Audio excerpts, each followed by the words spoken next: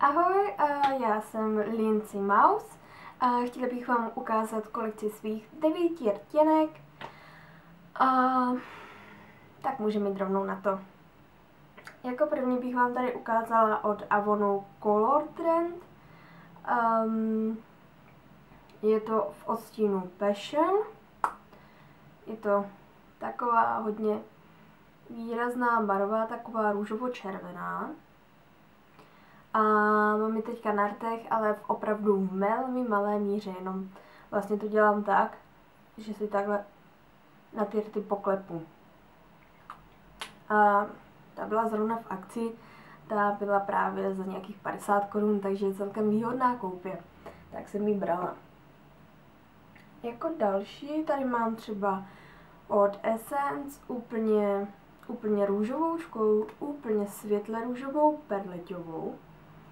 Je to v odstínu 01 Frosted a tady tyhle rtěnky stojí něco okolo takových asi 60 korun. A mám ji celkem ráda, používám ji často. Potom tady mám svoje absolutně asi nejoblíbenější. Taky od Essence v odstínu In the Nude 52. A to je zase rtěnka, která vážně skoro stojí kolem 60 korun, takže úplně perfektní. Je úplně taková hydratační, ač vypadá na to, že je celkem dost hnědá, tak na rtech je opravdu taková nude do růžová a hodně hydratační, lesklá. Dál tady mám, to je sice balzám na rty, ale spíš ho používám jako rtěnku, ale s tímhle nejsem moc spokojená. Od Astridu balzám na rty Pearl and Shine.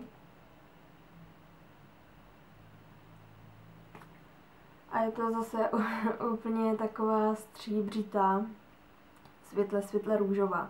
O hodně světlejší než tady tahle od Essence. Takže to jsou tady tyhle růžovoučky. Potom tady mám, to ani nevím, kde jsem to vzala. To je z Oriflameu. Odstín Damson Crush. A to už je teda, to ani nevím, kde jsem ji vzalo, ale je to hodně taková výrazná fialová. To teda nepoužívám moc, skoro vůbec, vlastně vůbec. A takže k ní nemám ani co říct. A dál tady mám od Avonu odstín Chic. A je to hodně taková tmavá, červeno-hnědá.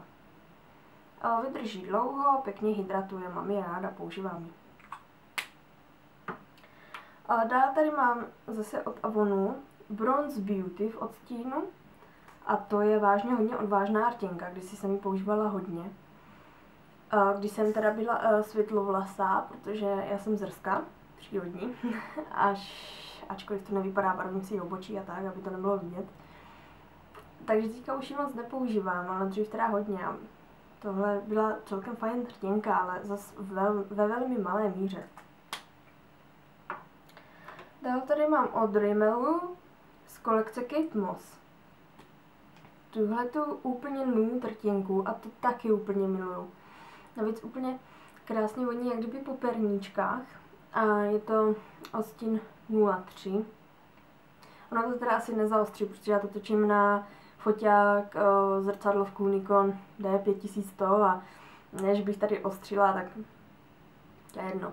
Ale doufám, že ta barva vidět je krásná, pigmentovaná, hodně dlouho vydrží a hydratuje. Takže to je ta, tak asi jedna z mých hodně oblíbených. Dál úplně druhá moje největší favoritka po Essence In the Nude je tady tahle v odstínu 600 od Astoru. Tady není jako napsaný, co to je, ale je to odstín 600 a je to bronzová rtěnka. Když si dám na rty, tak je bronzová a má odlesky zlaté a je úplně úžasná, ale už nevím kde, jak a za kolik jsem ji koupila. Ale je úžasná. Tak to jsem to rychle celkem sfoukla, Takže to byla kolekce mých 9 rtěnek a uvidíme se třeba ještě někdy jindy v nějakého jiného videa, takže ahoj!